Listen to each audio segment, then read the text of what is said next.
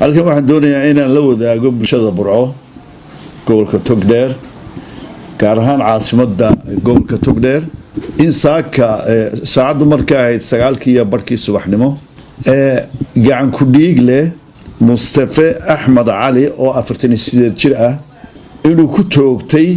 suuqa dhexdiisa marxuum la oran jiray Umar Abdi Faarax oo 46 jir ah kadib markii loo soo sheegay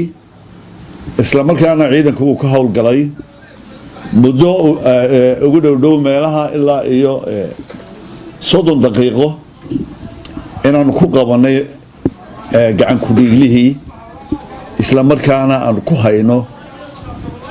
gacanta booliiska horgeyn doonana sharciga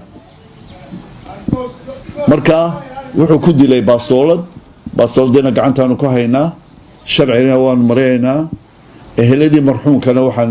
leenahay ilaahay samiriye ibn haydiga siiyo jannada firdawsa ilaahay maartay ka waraabiyo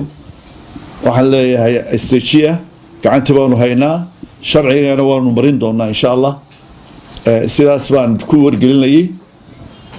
waxaan leeyahay gobolka Togdheer hasiyaan gacan ciidanka booliiska kolba waxay ugu baahdaan iyo wixii xoolaana